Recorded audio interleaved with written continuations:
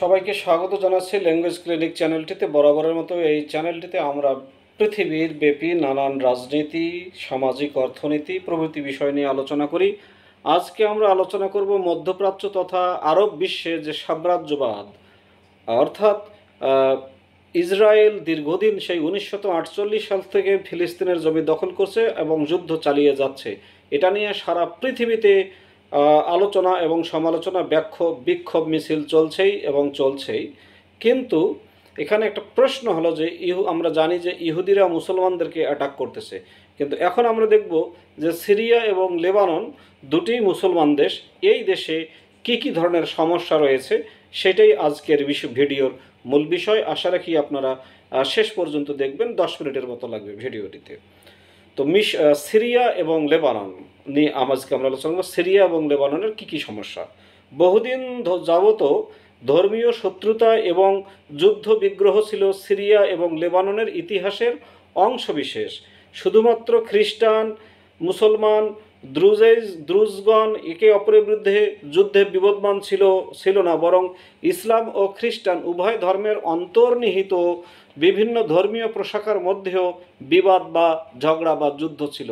ইব্রাহিম তাহার মিশরীয় সৈন্যগণ লইয়া যখন এই অঞ্চলে প্রবেশ করেন তখন লেবানন তখন দ্বিতীয় বশির, যার শাসনকালটা হলো 1788 থেকে, যার জন্ম আর কি মৃত্যু হলো 1788 থেকে 1840 খ্রিস্টাব্দ, এই দ্বিতীয় বশির কর্তৃক শাসিত সিরিয়ায় পাশার একটি অংশ ছিল। তিনি শিহাবের বংশের একজন উত্তরাধিকারী, যাহারা 1697 খ্রিস্টাব্দ হইতে ক্ষমতায় অধিষ্ঠিত রহিয়াছেন। আর তিনটি ধর্মের মধ্যে গোলযোগের সময় এই বংশ তিনটি ধর্মেরই অন্তর্ভুক্ত এই কথা সপ্রমাণ করিতে সক্ষম হয়। অবস্থার পরিপ্রেক্ষিতে তাহারা তাহাদের ধর্ম পরিবর্তন করিতেন। দ্বিতীয় বশিরের নামকরণ হয় একজন খ্রিস্টান হিসেবে, কিন্তু তাহার মাতা ছিলেন একজন মুসলমান। মিশরীয়দের এই এলাকা দখলের সময় তিনি ছিলেন একজন দ্রুজ ধর্মাবলম্বী, একজন মুসলমান।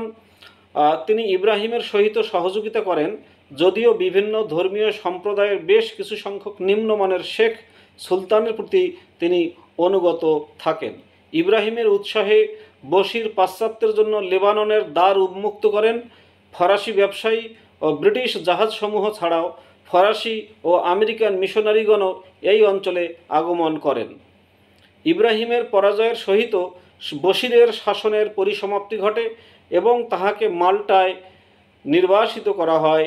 এতদ অঞ্চলে ইউরোপীয় প্রতিদ্বন্দ্বিতা ব্যাপক আকার ধারণ করে।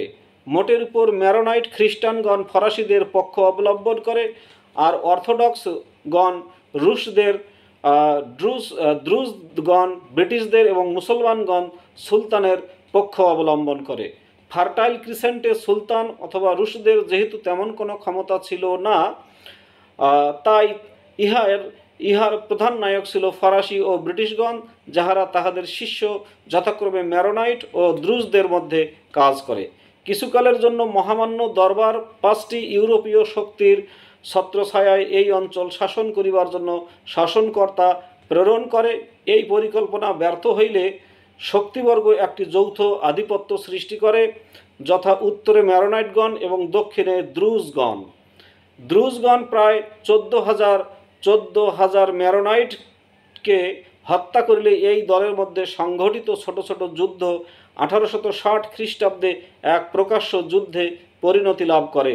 ম্যারোনাইট দিগকে সাহায্য করিবার জন্য ফরাসিগণ একটি অভিযান প্রেরণ করে, কিন্তু সৈন্যগণ পৌঁছিবার পূর্বেই ওসমানীয়গণ সেই এলাকায় শান্তি স্থাপন করিতে সক্ষম হয়। রাশিয়ার সহায়তায় ফরাসিগণ লেবাননকে একটি আশ্রিত রাজ্য বলিয়া ঘোষণা করিতে চায়। মহামান্য দরবারের সহায়তায় ব্রিটিশগণ এই প্রচেষ্টায় বাধা দান করে।